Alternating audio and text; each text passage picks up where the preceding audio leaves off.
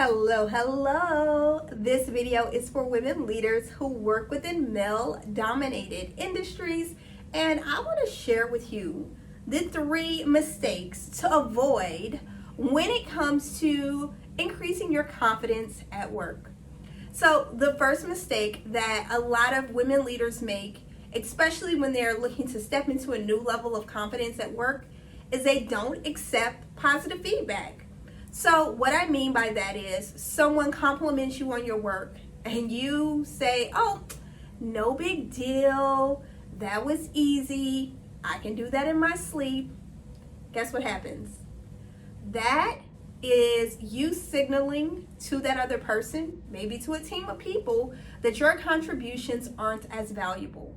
So when you're looking to increase your confidence, don't say those things.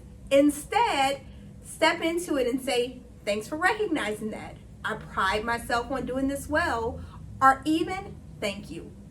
All right, so mistake number 2 is just as common, but I don't want you to feel like, crap, I'm making all these mistakes. Because awareness is the first step to turning it around and increasing your confidence. So once you recognize if you're accepting praise or not, the next thing is to speak with clarity. Now, what does this have to do with confidence? Well, if you go into meetings and you say, well, sorry to interrupt, but, or I just need to say this and I'll be really quick, or I'm not going to take too much time. Those phrases are also devaluing. And that, even if you're confident, those phrases make it seem like you aren't as confident as you should be. So the first mistake is not accepting positive feedback. The second step is not speaking with that clarity of confidence by using those preference statements that already devalue what you're going to say. Now the third thing is when you're in a meeting, whether that's a Zoom meeting or an in-person meeting, a presentation, phone conference, whatever, the next mistake to avoid is being the person who waits until the end to be spoken to. So what does this really look like? Well, on a Zoom meeting, it can look like maybe waiting until everyone else is spoken, or just saying, you know what, I'm going to check out this week, I'm busy, and I'm going to be on the call, but I'm not going to mentally be on the call. What happens is you tend to slide to the background and you're letting your confidence wane because you're not speaking up and contributing. So in an in-person meeting, this looks like sitting in the back of the room, or you'll have a table, but you'll sit on the chair against the wall instead of at the table. On a conference call, it looks like just logging in and saying nothing.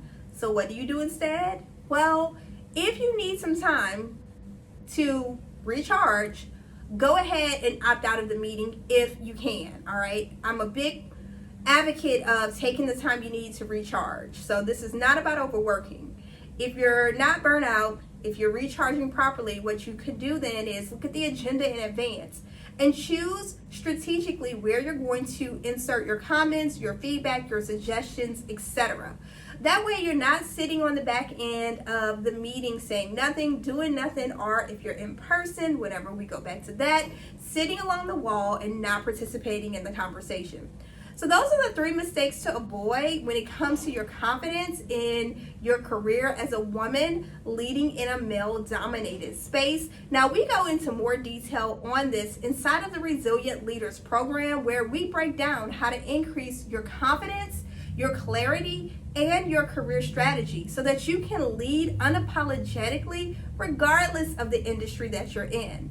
Now, the Resilient Leaders program is a 4-week program, and it's a group coaching program. You have a component in which you are deep diving on the pre-recorded lessons. You have some workbooks. The workbooks are really, really cute. You can fill those out electronically, or you can print them off. And then the other component to that is we come together as a group. So we get into the weeds.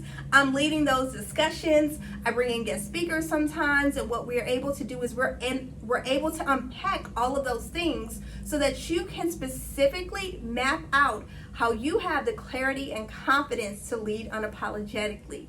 So I can't wait for you to learn more about the Resilient Leaders program, and I'll see you on the inside.